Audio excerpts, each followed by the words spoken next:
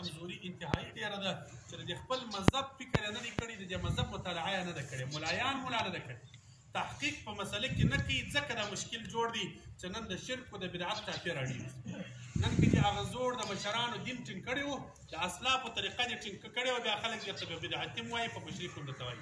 نن چې د افغانستان او دنیا ته دا فتنه راورسېدل، د وهابیت او د پنجپیریت فتنه دا په ده راورسېدل، دوې وجې وې. یو زموږ طالبان د هر چا سره سبق هر ځای بس دی پر دا باندې دي چې ښه مدرسه ده، سبقان مې دې نه ګوري چې ملا ته څنګه د کم سړی، د کم مذهب سړی، د کمې عقیدې سړی.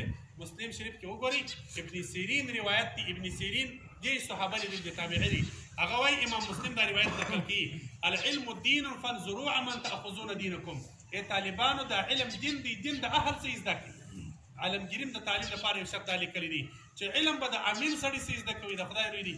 نن سلفیت هم طالب ناست دي، زموږ یو ملګري و سعید مولوي صاحب دي، هغه بول نن خو حامد کرزي سبقان شروع کړل، ولاکه طالبانو لاړ کړل. نن طالبان حامد کرزي ته لاک شي، یقیني دا هغه څه دا زموږ تاسې دغه اوس په ګرمسیر کې تاسو په خبر یاست د ګرمسیر دلته به څوک یا نه، د ګرمسیر په ولسوالۍ کې هلمند کې پنجپیریانو غټې مدرسې دي. دا اوس دا تېره جمعه کې عمارت وربندي ټولې وربندې کړې، شراخې صاحب دلته اوس په کوټه کې ناست. دغه مدرسو والا څوک وه؟ داسې هغه ملایانو ویډیو وي د عمارت ته د ګرمسیر خلکو سره څارلې وې.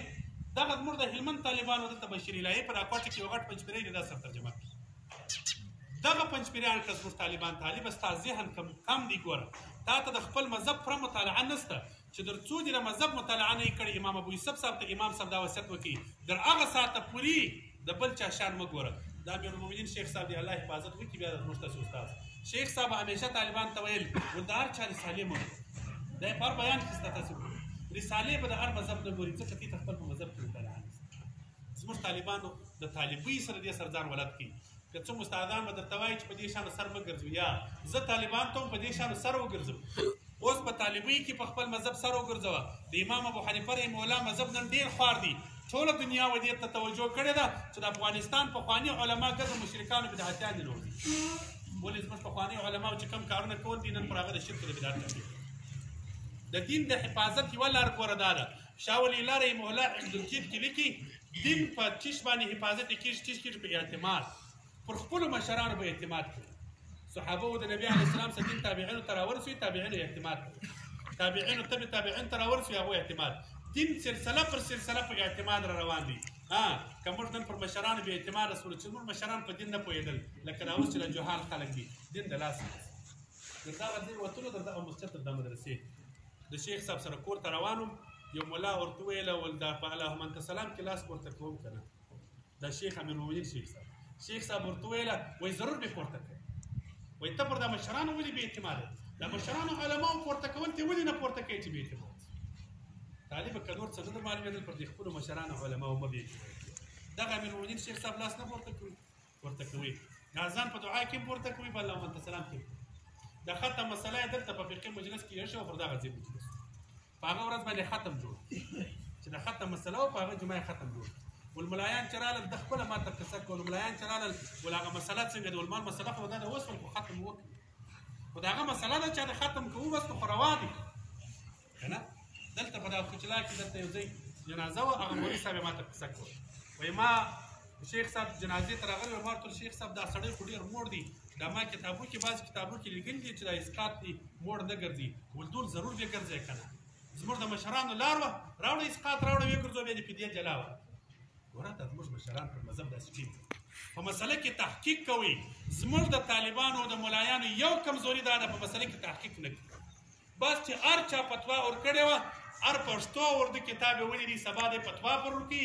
نو په فقهي مجلس کې فتوا یې ورکول چې ختم ناروا دی، په فقهي مجلس کې فتوا ورکول چې 12مه ناروا ده، په فقهي مجلس کې فتوا ورکړل چې اسقاط دی.